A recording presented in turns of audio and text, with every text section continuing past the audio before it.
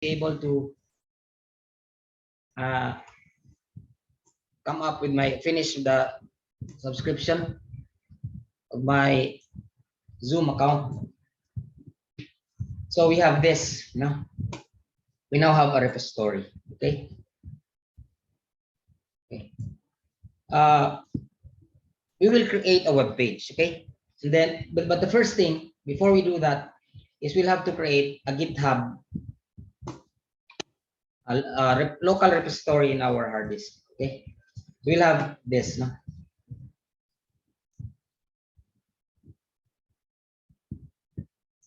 Let me sign out. No?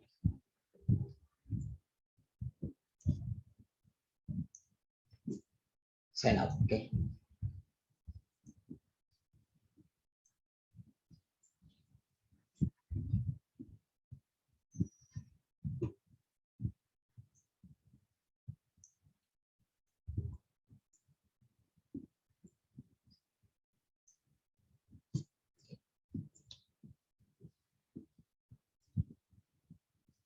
Ito lang.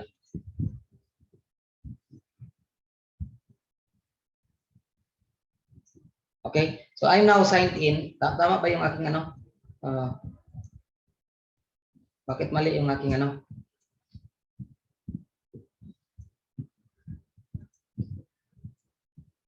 Okay.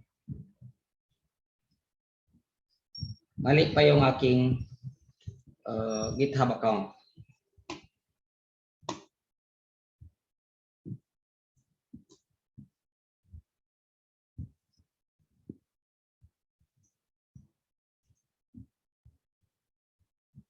Mali na. Can we open GitHub desktop from here?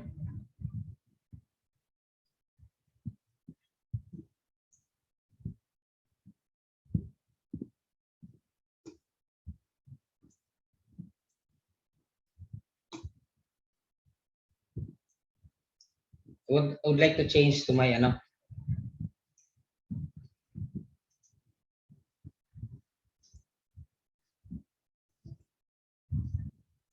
I'd like to change to my new account.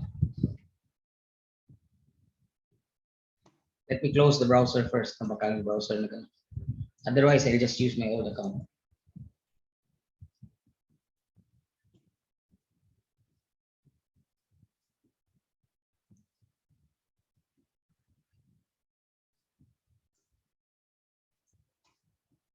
Go to my properties.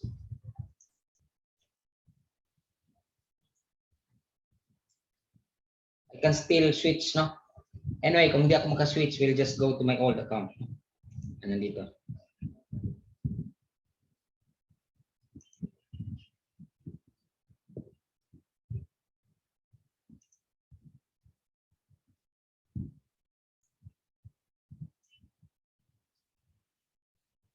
Bash and Ubuntu are the same, no? Ano daw kaibahan ng Bash and Ubuntu? Bash is the command line. Kung baga sa ano, this is Bash, oh. This is Bash. It's like the command line of Ubuntu. This is Bash, no? Do you follow? Okay. Bakit ayaw mag ano? I still can't plug into my ano, to my browser, no? To my GitHub.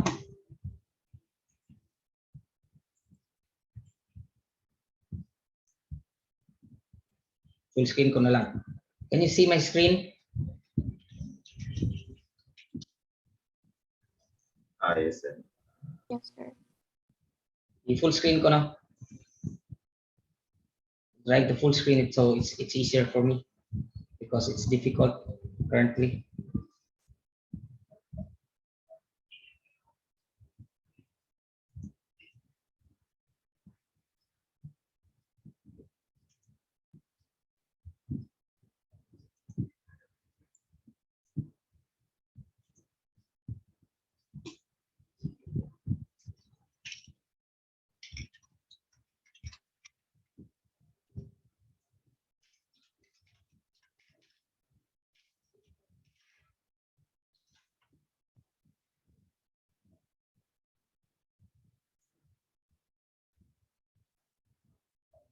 Bakit hindi pa siya nag-ano?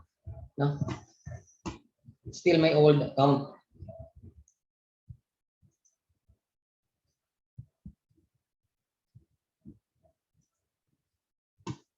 Okay.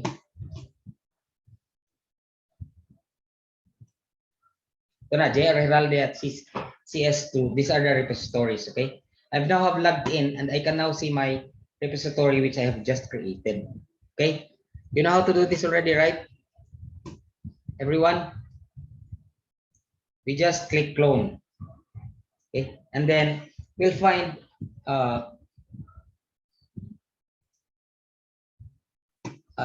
we'll find a folder, no?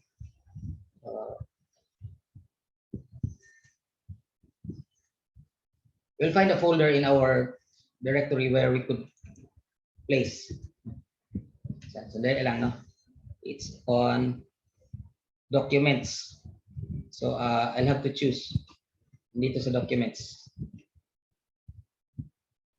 Let me create a new folder. Before I do that, let me can we create a new folder here? Dapat pwede. So anyway, let me just create that before, no? The folder. So, parang Windows lang, di ba?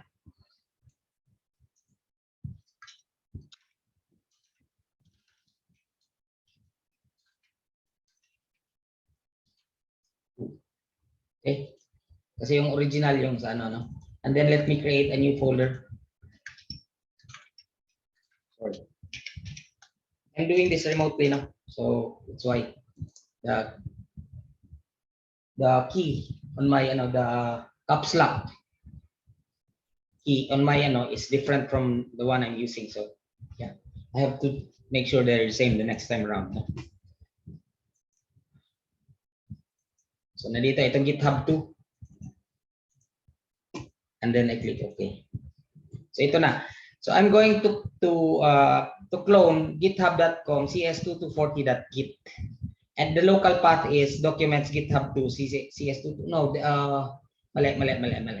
No. It will create a path there. So, let me just change, no? Dapat pala hindi na ganun, no? Let me just delete this. Is there a delete or you have to move to trash?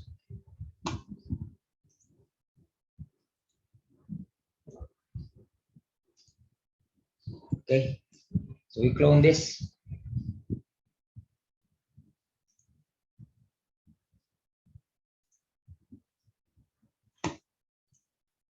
So ito na, no? So under the GitHub folder, there will be a CS2240 folder. Okay, and then we'll clone this.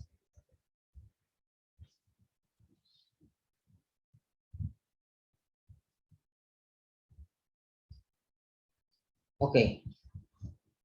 So now if you open the repository with Visual Studio Code, you already have the files from your Do you follow? Okay. Now let me create a simple web page, no? Hindi ko memorize yung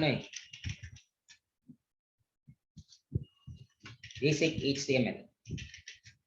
I just pull this down. Anyway, this is easy, no? This is much easier than typing everything up. Okay, I just copy this, no? Okay, and then I'll create a new file called index.html. Okay, then I'll edit this. I'll copy, Control V, erase this. My first website.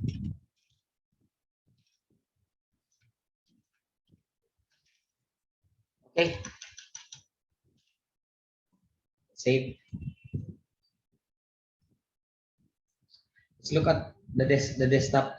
Okay, so meron tayong bagong Do you follow? No? Meron tayong bagong. We'll commit to main. Okay. And then we'll push.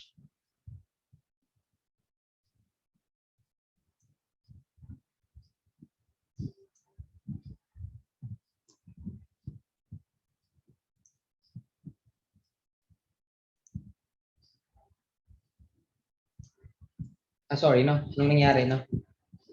I overclicked. Okay. We push origin. Okay.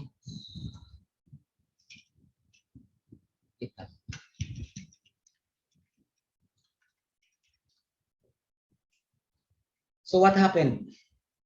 Let's look at our repository. So nandito na ngayon yung index.html. Are you familiar with this, everyone? Questions so far?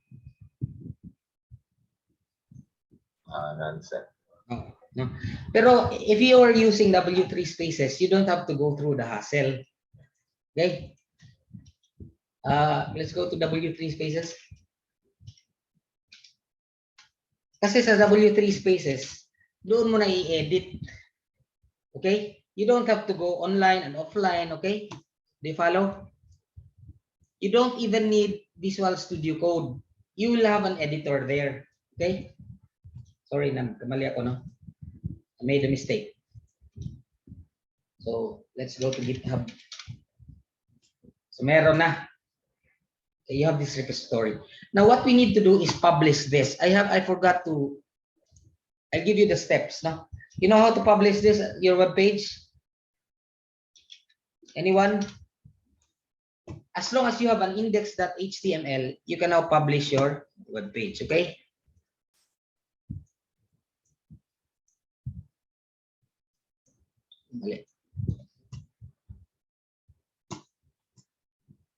I have the steps here. Anyway, we'll just settings, okay? Go to settings. Hindi ko to memorize, no? So, hindi ko to memorize, so you have to bear with me, no? You go to settings and then find somewhere, but I'll put the process in GitHub pages. Get GitHub pages and you click it here, no? Okay, do you follow? Okay, you just have to choose the source, no? You click this to main, okay, and you save. You can choose a theme later. Do you follow? Do you follow? Okay, so this is your website. Now, once you have clicked the source, no, you can pick a theme later, no? You do that, no? Once you have set the source, no, to main and saved it, your website is not now published as this. Ayan, di ba? Nandyan na. Okay? Do you follow? Did you get my point? Now, if you want to edit this, okay, your website, your web page, you go back to your Visual Studio Code. Welcome to my first website.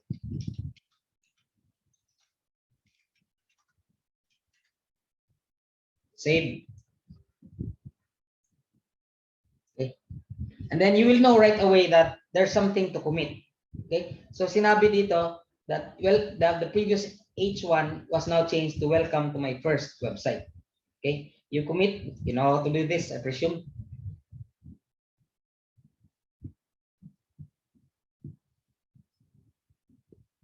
I presume you know how to do this.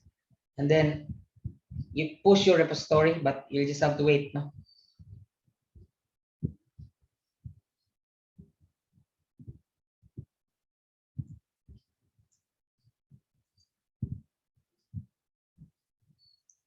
I don't know why it's so slow, no? Gina-update na niya ngayon. Now, you can do this manually, right? In Bash. In Bash, you can do this manually. Push origin, okay? Now we have push origin with push origin. Okay, so there's nothing to push. Let's commit right to. Hindi siya mag-update right away, no? you might have to take a while, no? Okay.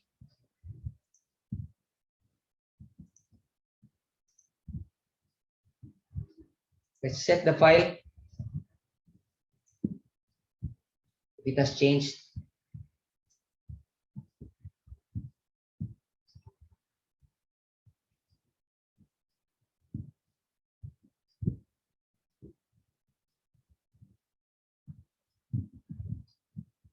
Ano nangyari doon sa file?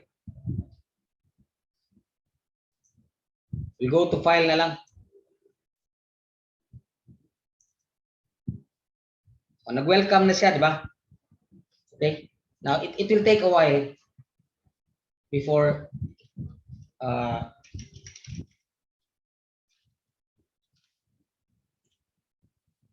surely takes a while. Now it's changed, no? They follow? Everyone? Everyone? Okay? Yes, sir. So you can now make your website. That's the first activity that you are going to do. Now, I don't want you to make a simple website now because, yeah, I'd like you to download a theme from Bootstrap or from W3. Let me try that one now.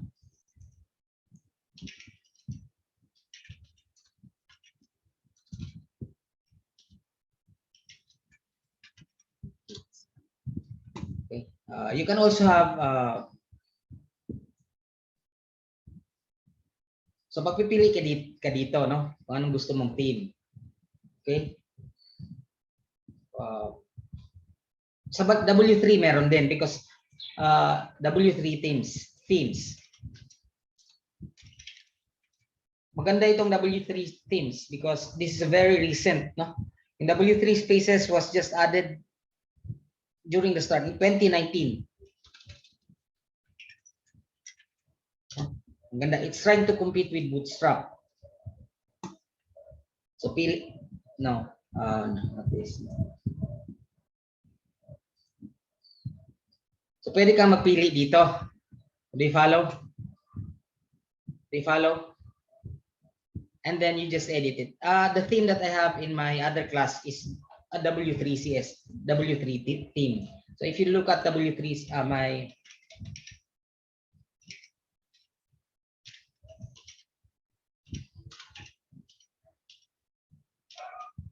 what's this? I think it's like that. Sorry. Ali ang aking URL. Sorry.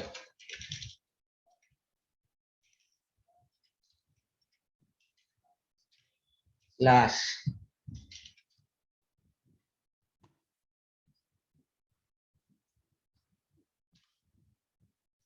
Tingnan ko muna, no?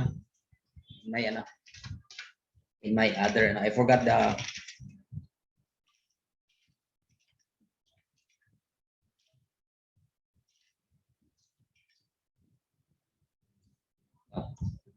kasi dalawa I have two Chromes already. One in my Windows, the other in my, I have to minimize this first because my Chrome is here. Okay, sorry for that, no? Takpan yung aking Chrome.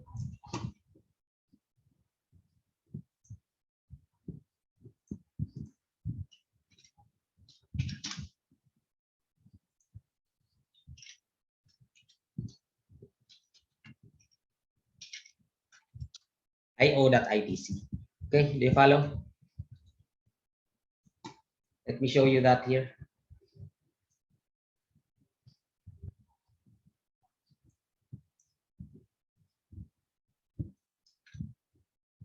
Kulang ng IO.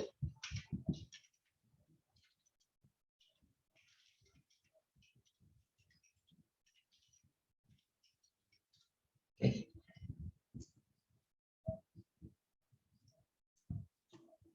Hindi niya nakita.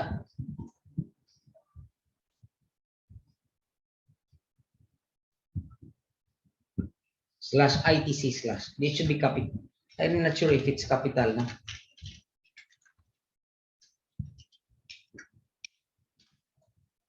Yan. Do you follow? Do you follow? Yes. Okay. This is a W3 template. Diba? Maganda, di ba? This is a W3 template which uses Ajax. Ajax yung kanyang menu. Oh. Do you follow? So you'll have a good drop-down menu. But there are so many templates, no? Let's use a bootstrap theme. For example,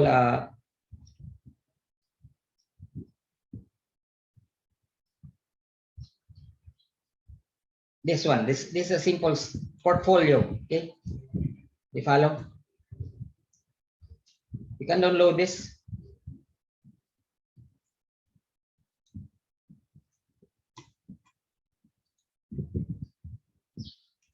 I can go to my documents and then I'll say bootstrap themes.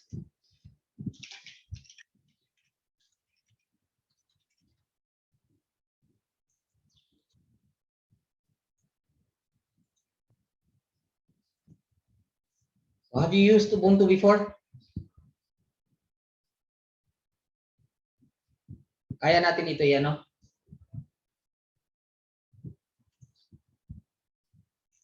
Let's copy this and move this to our documents. Kaya ito, no?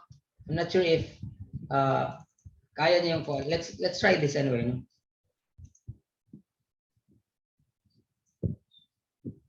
Okay. So if you open this in Visual Studio Code, ayan na, nag-ano na, nag-change na, di ba? Bakit hindi tayo makakommit?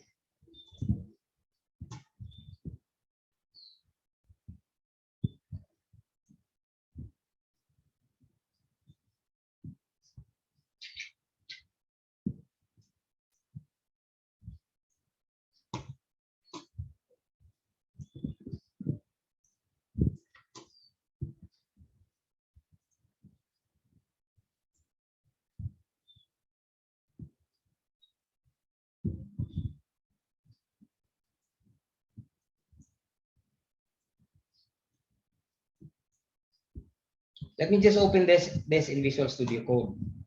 Dito yung index.html and then we execute this. Meron na ba akong live server?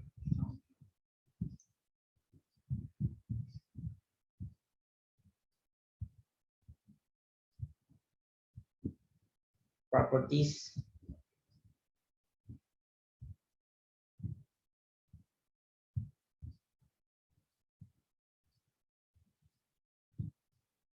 Kalimutan ko na nasaan yung ano.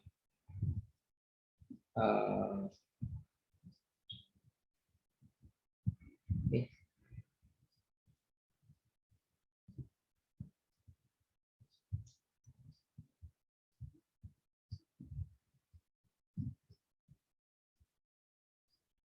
May live server. Andali lang ha.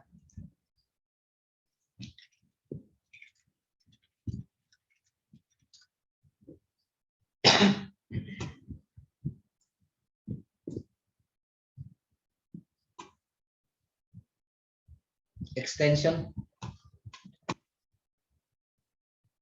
Do I have live server? Dito sa ano? Extensions. Meron na pala akong live server. Is this installed? It's installed. Okay. Open with live server. Okay. So ito yung, this is the desktop. This is the theme which I've downloaded from Bootstrap. Do you follow? Do you follow, everyone? Yes, sir. Yes, sir. So what I'd like you to do is to pick as a theme from Bootstrap or from W3 CSS. Maganda rin itong mga ang themes niya, oh, and make a web page and publish it in GitHub. Do you follow? If you don't have a computer, you can use W3 spaces. Do you follow? Everyone? Yes. So that is your first exercise. Okay, I hope you can. That's not difficult, right? Hindi naman yan mahirap. You pick a team, and then in our Dagler site, there's a portion there for you to indicate your URL. And you make sure you share it to me, no? JRA Heralde at adu.edu.ph. Are you using the same account, no? Ilagay niya dito yung URL so that I can start checking them. Do you follow? Sir, Seryo? kailan yung deadline na Wala exercise, itong sir? deadline, no? Wala itong deadline. I think Okay po. wala itong deadline. I'll announce the deadline next week. You can have your time, no? Do this at your most convenient time. Okay? Sir, yung ilagay dyan, sir, yung ano, yung .io na ano sir. Address. So, huwag yung space, ha? Yung ano, yung, for example here, JR Heralde .github yung URL na publish /CS2240. Yan. That's the, I don't like the space yet, no? Don't share me the space yet or the repository yet, no? But you can share that to me later, no? Make a repository for CS2240 and publish the website. Put an index.html. Okay, sir. Yes, sir. Do you follow? Now let me open my GitHub here.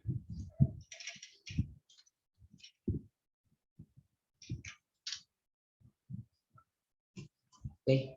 So for example, I have a CS2240 in my, I also have, these are my index that, these are my files, no? This is the index.html, which I've downloaded from W3, okay? The theme. I made it simple, no? But there's Ajax, okay, Ajax.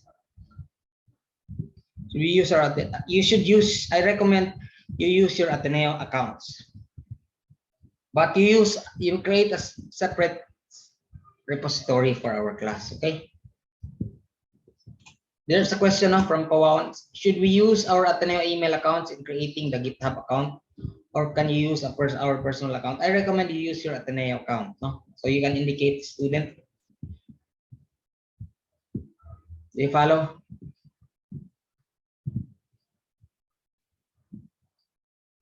Do you have to install Ubuntu? Not for the moment, no? Kasi ang hirap mag-install. You have to be careful with installing Ubuntu because you might destroy your hard disk. You follow? But if you're convenient already, I recommend you shift to Ubuntu because many of the sources are in Ubuntu, no? So it's supposed to end in 10 minutes, so I'll have to check your attendance, okay?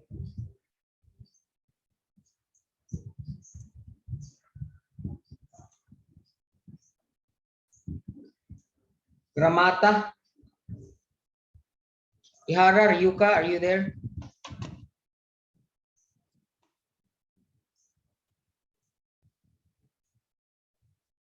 Ihara and are not there, okay? Okay, so as soon as your website is ready, we'll start discussing the main topics, okay? Are we going to use Ubuntu in this class or just, it's an alternative, no? It's an alternative if you like. Okay, it's an all because you can now fully do Visual Studio on Windows and GitHub desktop. Okay.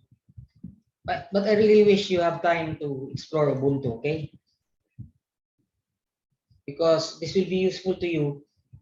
Well, many of the teams developing projects in JavaScript in the .NET are Ubuntu based. So sometimes, maybe, who knows? When you land a job, you will be using Ubuntu in that job, an online job, no? Okay.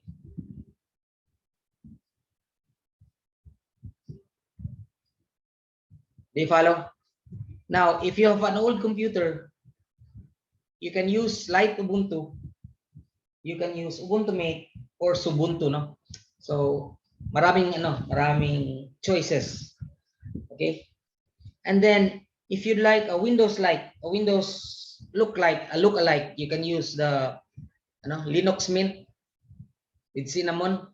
Kasi meron ding Linux Mint XFCE. If you like a Windows 11 environment, you can use Zorin Linux, no? Meron siyang theme for these are Linux distributions, no, which are all Ubuntu based. Okay. Zorin Linux, it's one of the most popular, no? It's in the top 5. Anyway, Ubuntu will always be in the top 5 or in the top 10. Okay. If you like Windows 11 environment, there's a Zorin OS, which has a theme for Windows 11. Okay. But the Ubuntu environment, the Genome desktop, is a tablet desktop, no? Do you follow? Which means that you can get your apps tablet-like, no? Ito, pwede may tablet-like apps, no? Okay. So the emerging technologies are still open source, and Ubuntu and Linux are the origin of open source, no? Okay. Any questions so far? Sana makaano rin tayo no kung Django, kasi if we have Django, we'll have an option to use MySQL. But if you will have yes, no, you can still use ASP.NET Core with MySQL, but I haven't tried that. No, I will try to make time to explore the whole thing. Okay, so I think we are about to go off now in 6 minutes. Okay, you have questions? So we'll meet regularly now. At this time, TTH, and then the lab time is on. You'll use your lab time for okay. Bakit ayaw mag-commit yung aking ano? I'll find out why, no?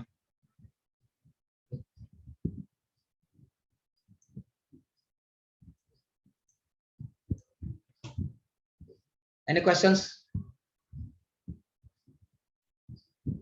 Any questions? So see you next meeting, everyone. Okay, I'll upload the material to Dagler one by one. No? I'm reviewing them from my old Dagler site. Okay. Next Tuesday ba yung next meeting, sir? Yes, we meet TTH 1:30 Okay po. Tuesdays and Thursdays. Okay. Okay, I'll upload the recording to our Dagler site. You know how to do this already, right? This is our rematch, so you're familiar with the way we go things. So thank you, everyone. Okay. See you next meeting. Okay. Thank you, sir. Thank you. Thank you, sir. Thank you, sir. Thank you, sir. Bye, sir. Thank you, sir. Thank you, sir. Bye, sir. Bye, everyone.